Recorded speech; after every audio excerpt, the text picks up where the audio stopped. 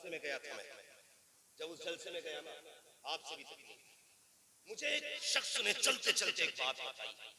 मैं कोई बात कह रहा था, उसने कहा ये भी कोई ताज्जुब की बात है। मैंने कहा फिर? कहने लगे ताज्जुब की बात तो ये है कि सगे बाप और चचा ने मिलकर के ना 8 साल की बच्ची का कत्ल किया। रूह कांप गई। बहुत गौर से मेरी बात सुना। मैंने कहा किस लिए, कसूर क्या था बच्ची का? 8 साल की बच्ची बदकिरदार तो नहीं हो सकती। कोई ये कहे कि इसलिए बेटी मार दी गई कि उसके चलन अच्छे नहीं थे, बाप ने इज्जत बचाने के लिए बेटी का कत्ल किया। उसने कहा नहीं, पाइप प्लानिंग मारा गया।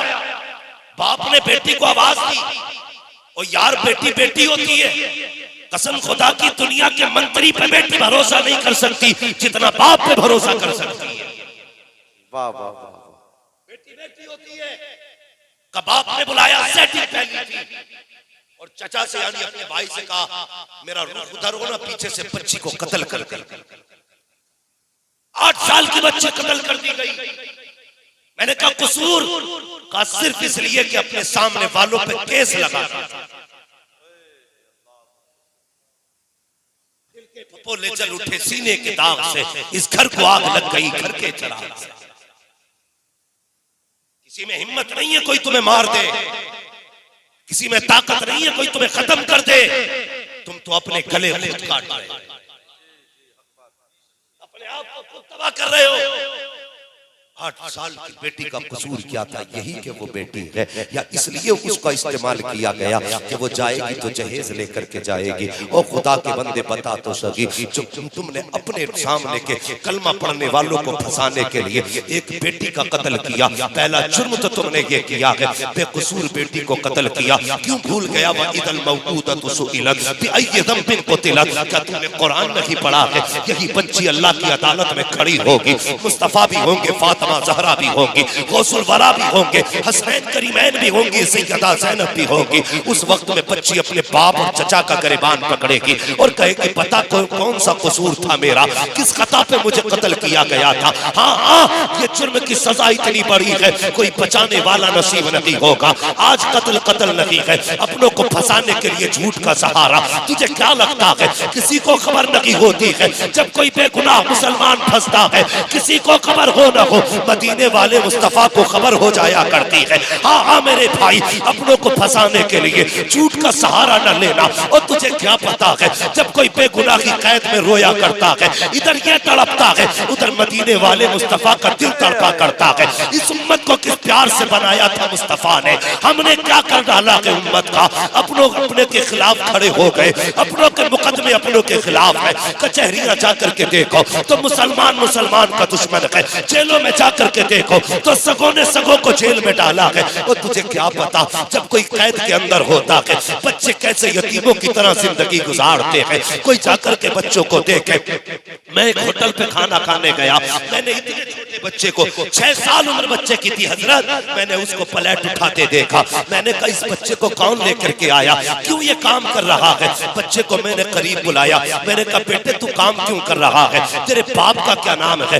उसने नाम बताया। मैंने कहा है तेरे बाप का? मेरे बाप जेल में है। मैंने होटल वाले से पूछा यार इसके बाप ने कौन सा जुर्म किया है जो वो जेल के अंदर है? उसने कहा मौलाना साहब हजरत बात ये है इसके बाप को झूठे गोकशी के केस में फंसाया गया है। और खुदा के वास्ते किसी बच्चे को यतीमी की जिंदगी गुजारने पे मजबूर ना करना। किसी बच्चे को तुम कमजोरी बचपने की उम्र में जो प्यार की उम्र है उसमें उससे मेहनत ना कराना, उसको रोने पे मजबूर ना करना, वरना याद रखना वो ऐसा कातिल मुतलक है। तू तो जेल में डाल के बच्चों को यतीम बना रहा है, वो तुझे कब्र में डाल के तेरे बच्चों को यतीम बनाएगा। और सुन तो सकी, जब कैदी के बच्चे रोते हैं तो आंसू पोंछने वाले मिलते हैं, लेकिन अगर किसी बेकसूर के बच्चे रोएंगे आंसू पोंछने वाले मिलेंगे। मगर जब तू कब्र में डाला जाएगा अल्लाह इतना रुलाएगा, इतना रुलाएगा, कोई आंसू पोंछने वाला नसीब नहीं होगा। तब खुदा कहेगा बुला अपने हामियों को, बुला अपने रफीकों को, बुला उन पुलिस वालों को जिन्होंने पैसे खा करके झूठे केस बनाए थे। वहां किसी की हुकूमत नहीं चलेगी, अगर चलेगी तो खुदा की चलेगी, बाकी किसी की नहीं चलेगी। इसलिए कहता हूँ आज ले उनकी पनाह, आज मदद मांग उनसे, कर कल न मानेंगे कयामत में अगर मान। वाह वाह, नारे तकबीर, नारे रिसालत, नारे गौसियत, मसलके आला हजरत, फैज़ाने आला हजरत, बस्ती बस्ती करिया करिया, हजरत अल्लामा मुफ्ती हम्माद रजा साहिब किबला। सुभान अल्लाह, सुभान अल्लाह। सफों में इत्तेहाद पैदा करो, सफों में इत्तेफाक पैदा करो। ओ यार, आज तेरी वजह से किसी का बच्चा होटल पे बर्तन धो रहा है, कल खुदा ना करे तू कब्र में लेटा हो और तेरा 6 साल का बच्चा किसी की झूठी प्लेट उठाए, तो बता तेरे जिगर पे क्या गुजरेगी? क्यों नहीं है हमारे दिलों में रहम? हम सिर्फ कोरे कपड़े पहनने के रह गए, ऊपर से सफेद कपड़े, अंदर से काला दिल लिए घूम रहे हैं। अंदर से दिल काले हो गए, किसी के दिल में रहम नाम की चीज नहीं रह गई, किसी में वफा नहीं है। तुम्हें पता है जब जंगे बदर हुई थी और उसमें कैदी बना के दुश्मन लाए गए थे, तो जानते हो, तुम्हें बताऊं मेरे हुजूर का किरदार क्या है और इस्लाम क्या है। हुजूर के दुश्मनों को कैदी बना के लाया गया, तो कुछ कैदी ऐसे थे, आपको ना आपके चचा की आवाज, अपने चचा की आवाज कानों में आई, किस चीज की? कराहने की, आह की आवाज आई। हुजूर पूरी रात नहीं सोए। सहाबा ने कहा, या रसूल अल्लाह क्यों नहीं सोए? कहने लगे, मेरे चचा के हाथ की रस्सी इतनी टाइट थी कि मेरे चचा रात भर रोते रहे, उनके रोने की वजह से मोहम्मद को भी नींद नहीं आई। सहाबा की चीखें निकल गई, या रसूल अल्लाह आपके चचा है तो रस्सी ढीली कर दे। मेरे नबी ने कहा, सिर्फ मेरे ही चचा कैदी नहीं है, और भी तो लोग कैदी होकर के आए हैं। अगर रस्सी ढीली होगी तो सिर्फ चचा की नहीं, सारे कैदियों की रस्सी ढीली। हाय बाबा, सुभान अल्लाह। हम कोरे कपड़े पहन कर लोगों को बेवकूफ बनाते हैं, दिल काले हैं, कपड़े सफेद हैं। भाई भले कपड़े मैले हो, दिल साफ रखा करो, दिल साफ रखा करो, माफी का हौसला रख। माफी किसे कहते हैं कोई नहीं जानता। आज तो नफरतों की दीवारें इतनी बड़ी हो गई, तूने मेरे पीर को कहा कैसे? मैं तो तेरा गला काट दूं, इसलिए रह गए थे लड़ने के लिए। मैं मुतलकन किसी पीर को गलत नहीं कह रहा, मेरी सिर्फ इतनी गुजारिश है, जिसे शरीयत पीर कहते हैं उसे पीर मानो, सुभान अल्लाह, सुभान अल्लाह। और जिसे शरीयत लतिया दे उसे ठोकर मार दे। कहते अगर तू शरीयत का नहीं हो सकता तो मदीने वाले मोहम्मद का भी नहीं हो सकता। करो और इकराम से गुजारिश है, हाथ जोड़, किसी जागिर पीर का साया इस उम्मत में न पड़े। तुम्हारी जिम्मेदारी है, इमामत छूटे तो छूट जाए, उम्मत नहीं भटकनी चाहिए। ये नहीं है कि सेठ का पीर 17 अंगूठी पहन के बैठा है तो तुम उसे जन्नती बताओ। खुल के कह, जो शरीयत का नहीं है वो उम्मत का भी नहीं है। और बताओ, इस उम्मत की आंखें खोलना हमारी जिम्मेदारी है, हमारी जिम्मेदारी है। अगर ना समझे तो फिर इसकी जिम्मेदारी, वरना क्या जरूरत थी मैं भी मीठी मीठी बातें करके पैसे लेके चला जाता? क्या जरूरत है इतना रिस्क, इतने खतरे, इतनी धमकियां, इतने दुश्मन बनाने की? डर नहीं लगता, इसलिए कि जब तक खुदा ने सांसें लिख दी है ना, कोई माई का लाल एक सांस कम नहीं कर सकता, और जब खुदा खत्म करेगा तो कोई माई का लाल एक सांस बढ़ा, जोर से बढ़ा नहीं सकता है। हम तो जानते हैं, हम आज भी उनके कर्म पे चल रहे हैं, कल भी उन्हीं के कर्म पे चलेंगे। लेकिन तुमसे गुजारिश है, दिलों में नरमी पैदा करो, हौसले पैदा करो। हमें नफरतें कितनी बढ़ गई, माफ करना, कोई प्रधान या नेता बैठा हो, गुजारिश इतनी है, इलेक्शन को इलेक्शन की तरह लड़ना, शरीकताई के बंटवारे की तरह लड़ना। वोट में भाई को भाई के खिलाफ खड़ा करना, और प्रधान को मौज ही नहीं आती जब तक अपनों को लड़ा नहीं लेते।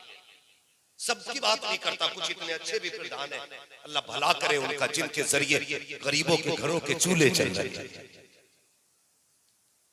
अपने बीच की नफरतें खत्म करो, मोहब्बतें पैदा करो। मोहब्बत का सिर्फ एक मयार होना चाहिए कि मोहम्मद से वफा तूने तो हम तेरे हैं। ये जहां चीज है क्या लो हो कलम तेरे। आज ना हम अपनों का ईमान नहीं रखते, अपने अपने के दुश्मन हो गए, अपनों अपनों के खून के प्यासे। मजाल है भाई, इतनी सी जमीन टेढ़ी करके नाप दे, इतनी सी है, बंदूक लेके खड़ा न लगाइए ईंट, अभी कान पे मारूंगा। सगों ने सगों का खून बहाया। जरा दिल पे हाथ रखे सारे लोग, सोचे आज जो भाई हमारे सामने खड़ा है ना, कल भी यही भाई था ना। जब हम छोटे थे अकील भाई, हम अपने भाई को छोड़ कर खाना तक नहीं खाते थे। माँ कहती थी बेटे शाम हो गई खा ले, हम कहते माँ मेरा भाई नहीं आया है, जब वो आएगा मैं तब खाना खाऊंगा। अगर कोई भाई को तमाचा मार दे और वो कहते अभी अपने बड़े भाई को बुला के ला रहा हूं, तो बड़े भाई के पास दौड़ के जाके कहता था मुझे फला ने मारा है। तो यार वो 3 फीट का भाई 5 फीट के आदमी से लड़ जाता था। तेरी हिम्मत कैसे हो गई, तूने मेरे भाई पे हाथ उठा दिया। कसम खुदा की ये रिश्ते थे हमारे। यार वो बचपन कितना अच्छा था जो सच्चा था। आज जवानी कितनी बुरी हो गई कि जवानी झूठी हो गई। हम जितने बड़े हो गए इतने बुरे होते जा रहे। जमीनों के लिए झगड़े, दुकानों के लिए झगड़े, जायदाद के लिए झगड़े। कौन सा झगड़ा? नए कपड़ों का झगड़ा, गरीबी की गुर्बत का झगड़ा, अमीर की शोहरत का झगड़ा। सारे झगड़े हमारे ही बीच, सारे झगड़े हमारे बीच। अल्लाह अकबर। और बाकी बची थी बात, उम्मत तो तबाह हो ही रही थी, बाकी आकर के एक फितना आ गया जिसने राफियत के फिरके को इतना गरमा दिया है कि उम्मत आज उस जगह खड़ी है, समझ में नहीं आ रहा है जाए तो कहां जाए। मैं नहीं कहता आपसे कि आप बरेलवी होके सुने या शिया होके सुने या सुन्नी होके सुने, मैं बस इतना कहता हूं हुजूर के गुलाम बन के सुने, सुभान अल्लाह, सुभान अल्लाह। हुजूर के गुलाम बन के सुने। वो लोग कारी साहब जिन्होंने नबी के अबू बकर को भौंका, नबी के उमर को गाली दी, आज वो कुत्ते ये चाहते हैं खुतबे से भी इन दोनों के नाम निकाले जाए। कसम खुदा की तेरी नस्लें मिट सकती है, जब तक अबू बकर उमर नबी के पहलू में रहेंगे तब तक उनका तज़किरा मस्जिद के खुतबों में होता रहे। नारे तकबीर, नारे रिसालत, जश्ने गौसुल वरा, अज़मते सहाबा, मकामे सहाबा। आला हज़रत से झगड़े का मतलब जानते हो? चिढ़ के आला हज़रत से। जी जी, आला हज़रत किसान थे नहीं, बिजनेसमैन थे, सर्विसमैन थे, सिर्फ एक काम करते थे आला हज़रत, हुजूर की चौखट पे बैठ के उनकी नौकरी किया। ये काम था आला हज़रत। और चिढ़ की वजह क्या थी? आला हज़रत ने हर कुत्ते के चेहरे से नकाब पलटा, हर मक्कार के चेहरे से नकाब पलट के उम्मत को दिखा दिया। इससे भी बचना, ये चकड़ाल भी ये तस्वीर लेके आया, इससे भी बचना। ये जुब्बाई है मुसल्ला लेके आया, इससे भी बचना।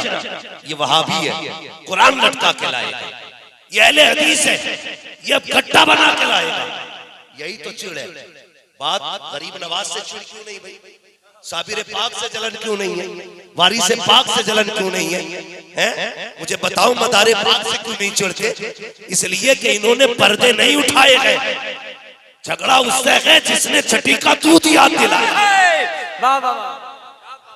और अगर ये समझते हो ना किसी एक को मार के मसला के आला हज़रत दब जाएगा, तो कसम खुदा की इस्लाम की फितरत में कुदरत ने लचकती है, जितना के दबाओगे उतना ही हराम। यही झगड़ा है। अगर कोई बंदा ये कहे कि मैं आला हज़रत को नहीं मानता, अगर कोई ये कहे मैं आला हज़रत को नहीं मानता, तो समझ जाना कुछ दाल में काला है, कुछ दाल में काला है। भाई दाल में कुछ गोरा बचा है, बाकी तो काली हो चुकी। अल्लाह भला करे। मेरी गुजारिश ये रहती है हमारा रिश्ता हुजूर से मजबूत रहना चाहिए, हुजूर से रिश्ता मजबूत रहना चाहिए। इसलिए कि जान है इश्क़ मुस्तफा, रोज फजू करे खुदा, जिसको वो दर्द का मजा नाज़े दबा उठाए।